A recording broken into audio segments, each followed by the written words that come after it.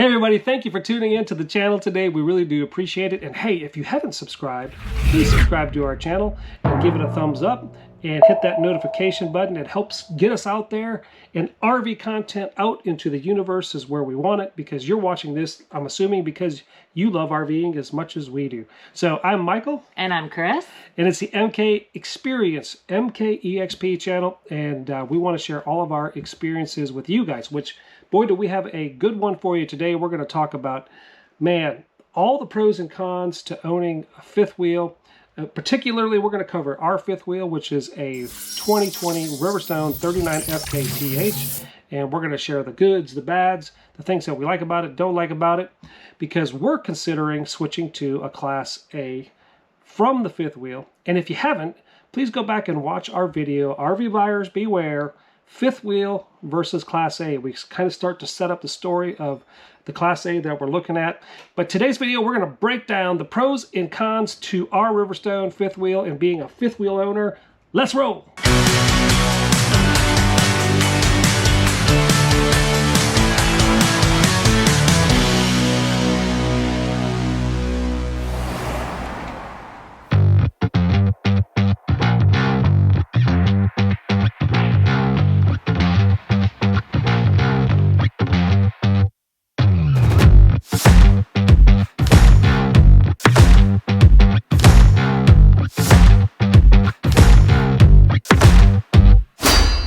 Okay, so here we go. So we are going to break it down for you guys. We're going to start off with the pros of being a fifth wheel owner.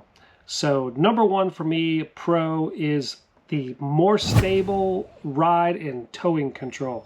Because I used to own a bumper pole, and when I had one of those, you had to have the sway bars and all that kind of stuff. And boy, when I went up to a fifth wheel, it was just so nice, you know, having that pin weight in the bed of the truck over the rear axle of the truck. You just felt like you were way more in control of everything. So that's a big pro for me. What's a big pro for you, Nick? Well, I like the spacious living area. I would say, I mean, it literally feels like a little home. This particular model has a great kitchen with tons of space, tons of storage. The living room is large, and it feels like you're actually in a living room and you're not just all cramped together. So, you know, spacious living area is a really nice feature. Yeah, and I think the other thing about owning a fifth wheel, when you jump up to a fifth wheel, you end up having a lot more storage. Not only on the inside, but on the outside. You know, for us, when we first got it, it was like, whoa, look at this big, you know, basement, you know, pass through and all this storage that's underneath there. And of course, we also have a little refrigerator in that space here. And then we got pass through over the axles in the back. And of course, we're a toy hauler. So we get that space too. So I mean, there's a lot more storage, and we've loved having that around the outside as well. Well, and the thing about this particular model is it's not your typical toy hauler. We are a toy box, so you get kind of double use of the space. When the bed's up, you have a full garage, but even when the bed is down, you still have a lot of storage space that you can use. So it's definitely, if you're looking for a rig where you have a lot of storage, this particular one will definitely meet your expectations. Yeah, and the big thing that you also got to think about, you know, you could call it a pro or not, is when you jump up to this level of fifth wheel that we're in, like the Riverstone brand. They are a heavy built fifth wheel, and boy, did we learn that lesson the hard way, which we got a video you could go and check out on that, because we did start off with a 1-ton single rear wheel truck when we first bought this thing, and we had a slider, fifth wheel hitch, and oh my gosh, that's a story. But that was a big mistake. So definitely recommend, if you jump up into something this big, which we're 44 feet long, we're like 13.6 high, at a minimum you need a dually. So if you have a 3/4 ton, it ain't gonna cut it. Even if you have a 1-ton single rear wheel truck, it's not going to cut it either. So you have to, at a minimum, have a dually. And sometimes I felt like, because I've driven big rigs in the past, that I almost think sometimes even going up to one of those Freightliner, you know, style trucks would actually, with air brakes, would even be more of a benefit with something this size. So if you're looking about getting something this size, you get to upgrade your truck. Yippee! If you're a guy, you're like, yes. Well, and this particular model is fairly heavy too. We're heavier than a lot of the fifth wheels out there. Yeah, we have a gross vehicle weight rating of 21,000 pounds total. That we can haul, which is good. But you got to have the rig to tow it. So, what are your thoughts on, like, say, the bathroom we have in our fifth wheel? So the bathroom that we have in this particular model, it's a single sink. I mean, and the showers are reasonable size. You've got a decent amount of storage, I wouldn't say I would have much rather had one of those bathrooms with the double sink. But for this model, it works. And I like the fact that it's in the hallway. So if you do have people that are, here visiting, they can use it and they're not going through your bedroom, traipsing through your bedroom, which is definitely a nice feature. But it's a decent bathroom. It's decent. The other thing I would say, because of us having the toy box, it is really nice. It gives us that flexibility. Like if you're a person that owns an ATV, that kind of a thing, you can take it. If you have a motorcycle, things of that nature. But the bed with this one, there's the pros and there's a con, right? Because if you're on the road going, which we've done, we've had our golf cart back there and we've done the one night overstay, because you're making your way to your final destination, and we've actually had to sleep on our fold-out couch. And that was our choice. We could have taken the golf cart out, but then you're unstrapping it. Yeah, it's just a lot more work. Yeah. So that's the con. Like on our one night overstays, because it's just why mess with getting the golf cart out of the back. So we had to sleep on the bed. It was a good experience for us. We got really close. Yeah, I can definitely say on those nights we didn't get nearly as great a sleep as we did in our own bed. But at least you have that option of the fold out bed, and we put a memory foam mattress on top of it, which definitely is a must. Yeah, that bar that hits you about right by your shoulders wasn't quite as bad this time. But anyway, so you can say that's a pro, and a con. But overall, we've talked about it. I mean, this has been a really good fifth wheel for us. I mean, we haven't really had, any really big things happen to it because of a manufacturer kind of thing. We had our tankless hot water heater go out on us, but that's because we had a cold stint where down here in North Carolina it was 20 below or something like that, which never happens. And what we were finding out too is that there were a lot of people in the same situation that we were in because of that particular stint. There was a lot of those tankless water heaters that blew out because of the cold. Yeah, as far as like our tires and our axles, we've had no issues with any of that stuff. I mean, we've been very fortunate, with this. To have good luck with everything, So that's awesome. Okay, so let's jump into our cons list, which I just talked about a heavy duty truck, but I've got it on our list as also a con, because when you jump up to something that's 44 feet long and that's heavy built, because this is a 4-season, well insulated fifth wheel, and it's been great, for that. But you also have to jump up in your rig, so it means you're going to have to spend a little more money. So some of you may look at that, well, that's a con, Some of you may look at that and like, yes, all right, I'll jump up to a dually, no problem. Well, and just funny story. Years ago, I remember having a friend that had a dually, and he bought it because he had a boat that he was pulling, and I'll tell you, that boat was so small we could have pulled it with our Jeep. I just had to laugh. It was overkill. But you got to look cool. I know, and that was the whole point. But I remember going to a restaurant with him, and he had to find a completely different part of the parking lot to park in because of that truck was so big, and I thought I would never want a truck that big. But I can tell you that dually has probably been my favorite vehicle now that I've ever owned in my life. It's so solid. And then we put blacked out tires on ours, so we made it look pretty sexy, and it's just been an all around great truck. So I'm glad that we've had the opportunity to own it. Yeah, it's definitely been a great truck. And like for us, we've only had one, I'll call it, scary experience, which I was glad that we had the truck that we had, but we were driving through Charlotte, North Carolina, and we were on our exit, to take our next highway, and a guy like 3-4 lanes over, decided, oh, he wanted to get over into our lane.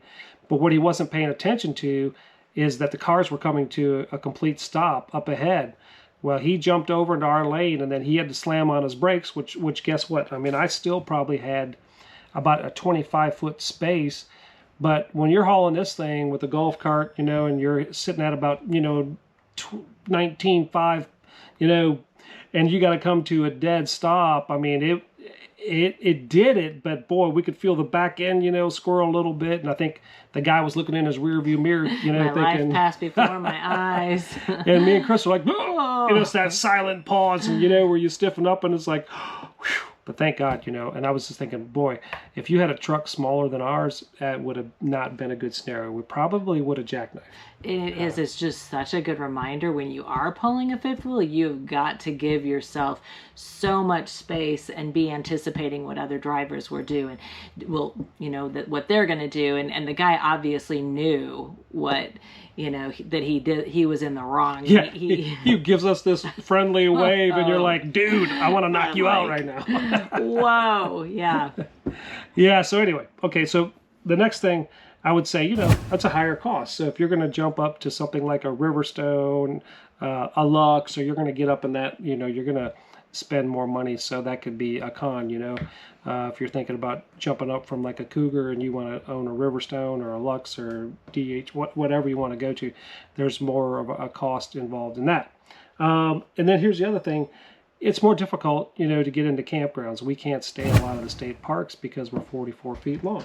And that's something you got to take in. So if you want to go into the state parks, you probably don't want a big rig like ours. So I say we don't mind it, but we stay at a lot of, you know, resorts and a lot of KOAs and, you know, that kind of stuff anyway. But it takes that away from us. So I'd say it's a con. The next thing I have is it takes more setup time is required when you own a fifth wheel, and it's about the same maybe as a bumper pull. You know, you got to do a lot of things. You got to unhitch, and then, you know, drop the legs, you know, get it leveled, you know, run the slides out, and make sure the truck's away while it's auto leveling, you know. And then you got to hook up all your septic and your electric and all that kind of stuff. So there's a little bit of time, you know, to setting it up. So compared to a Class A, you might go, I just get there and I pull right in, I pull the nose in, hit this button that's sitting right next to me, and disconnect my vehicle, and I'm done. So, do you have any thoughts on that? Yeah, no, I mean, you still have to get out and hook up your water and your power, but yeah. Someday you're not even going to have to do that. You're going to back up and it's going to magically just come out. Wouldn't that be nice? Especially when it's raining. And then the other thing you have to watch out for when you have a fifth wheel, a con is low overpasses and tree branches and rear wheel, you know, the rear end swing, you know, that it kicks out when you always got to take that into account because you're a longer vehicle and it's pivoting on those axles, and some people don't take that into account. But yeah, you're heavier weight and you're taller, so it does affect your fuel economy. You know, we probably get 10 miles, 9 miles to the gallon, you know, and if the wind's at the back, you know, maybe we do 25. No, never that. I wish. But that's some other cons that you could probably say. And then, you know, with multiples, we have 5 slide outs in our Riverstone. You know, there's just more you know, the more slide outs you have, the more maintenance issues that you got to have. And that's one thing that we did have an issue with our slide out. That was probably our first big issue that we had, you know.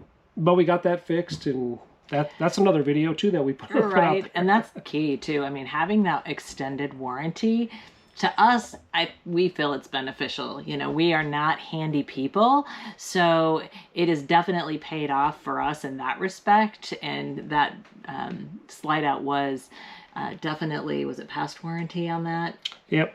Yeah. It was past warranty, so we had to pay a tech to come out, and actually he showed me how to divert it so that we could manually run it out instead of using our system here, our digital system on the wall that we have, which helped because it did it again, and I knew how to do it. I didn't have to call a tech to go out and get it, but we got that fixed, and now it's been good. I mean, we haven't had any issues like that in a long time. But our hydraulic slides, we've never had any issues with that.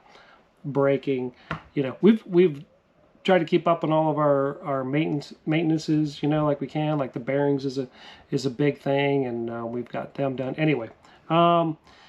So yeah, so more maintenance is needed. But other than that, you know, the fifth wheel has been really great. Big Blue has been good to us.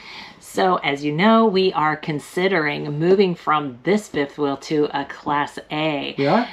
Well, yeah. His idea.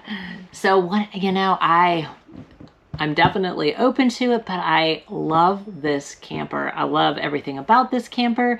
And I know specifically one of the things that I would miss immensely is our kitchen. So I thought what I'd do is just give you a little tour of, you know, some of the things, the setup in this kitchen and why I will miss that if we move to a Class A.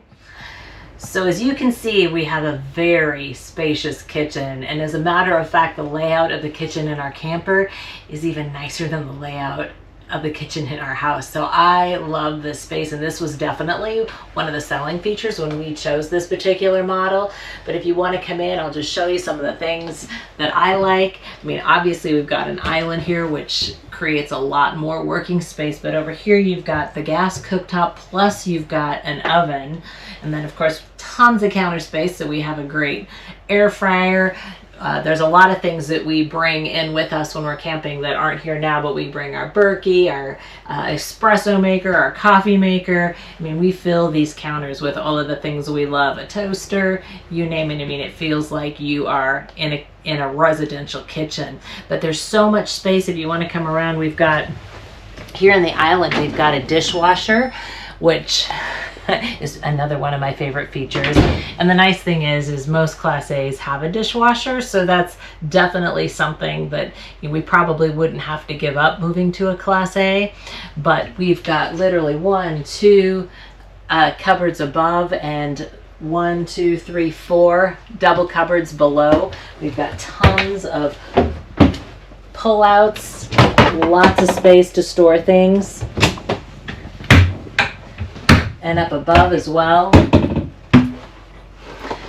And this is definitely space we'll be giving up moving to a Class A. We've got a full-size residential refrigerator, which in the Class A, you've got a residential refrigerator, but it is not as big as this particular model here. If you want to come around, we've got tons of drawer space, and these are really nice size drawers. They're laid out really well. We fill every single one of these, and I would say that the Class A that we're looking at has about maybe 25% of the drawer space. So we are definitely going to have to be creative in the way we set up our kitchen and how we use it. So I will be giving up a lot of great space. Plus, we've got over here, we've got a convection microwave oven, which is awesome. As a matter of fact, I use this as our second oven from our house. I'll come out, and if it's the holidays, I've got my potatoes or something going on in here. Well, I've got the turkey in the oven in the house. It's been really nice to have. And fortunately, most of the Class A's do have the convection oven because they don't have the actual oven. But this affords you, you've got an oven here, and then you've got the oven below, the gas cooktop as well. So if you do like to cook and you like having the ability to have an oven and a microwave, both, you've got it here in this kitchen. And it's definitely another feature that I'm gonna miss if we move to a Class A. Good. So as you can see, I'm now standing in the bedroom of our Riverstone, and it's been a great space. Got lots of closet space here. This whole slide out is a closet, as well as all the cabinets behind me. And on the wall that you're not seeing across from me, we've got a dresser, a fireplace, a TV, and a stackable washer dryer. So it's been a great bedroom. We've definitely enjoyed it, but I can tell you, if we move to a Class A, I will definitely look forward to moving up from a queen size to a king size bed. You know, we have a king size bed in our home, so you kind of get used to having that room. But if you don't mind a queen size bed, it's a great space. It's been really cool. You know, but going back to a con, maybe we could say this is a con. So we've realized in staying in it that we have an upper level in the nose, which is where the kitchen is, and then you walk down steps, then you're in the living room, and then you walk up steps again to go back to the bathroom and the bedroom. And it's funny how you're like, man, I'm looking at my watch, I'm getting a good exercise, climbing all these steps. And when we bring our dog Ryder with us and we have his kennel, I mean, the living room kind of gets taken up, and then he kind of looks at us like, where am I supposed to go? So anyway, but that's neither here nor there, but compared to like a Class A, or if you have a bumper pull, everything's on one level. But at the same time, it kind of breaks up your rooms, too, so you kind of feel like you're in a different definitely space. Feels like you're in different spaces, unlike a Class A where it's like just one giant long space. And, there's a lot of other, depending on the type of setup you have with your fifth wheel, you might be a lot more open on one level too. But because we've got the garage and the kitchen and the nose, we have a lot of stairs. Yeah. So, I mean, we really can't complain. I mean, Big Blue has been good to us. Blackhawk, our truck. I mean, our setup is, we've loved our setup. It's been a great setup for us. And so, I don't know. Can you think of anything else that sticks out to you at all as a pro or con?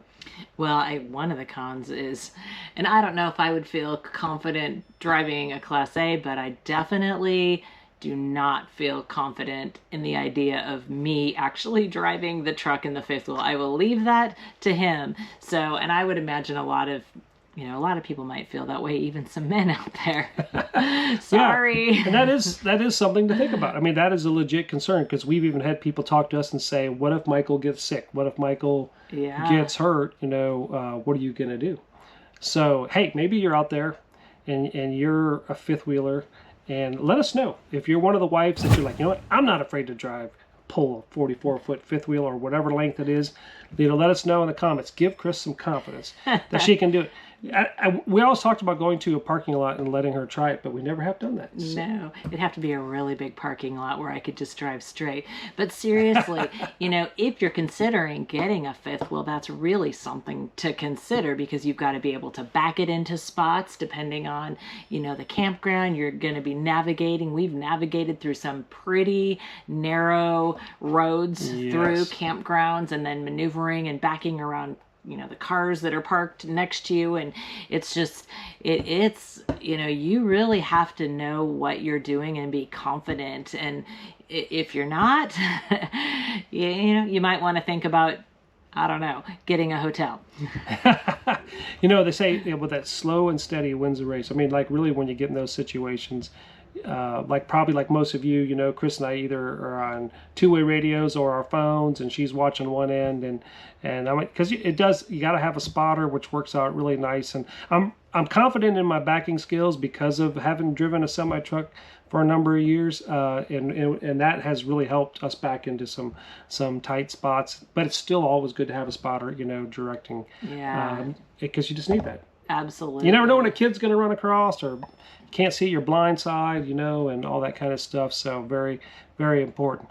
Well, awesome. Well, this has been fun. I hope you guys have enjoyed this video. Big Blue has been a good fifth wheel to us. And if you're thinking about moving up from a bumper pole to a fifth wheel, I definitely recommend it. I really do. I think the pros outweigh the cons, really.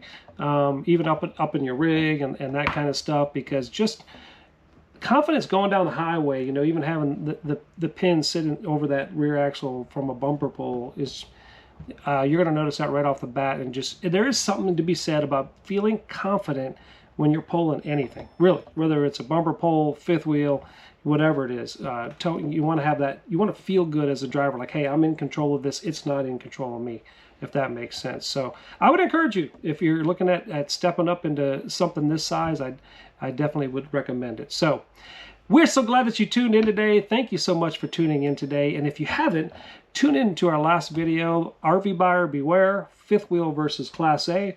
We're going to keep you guys posted on that, about making the big jump to a Class A. So thank you for tuning in today. If you haven't, please subscribe and follow along with us, sharing our journey.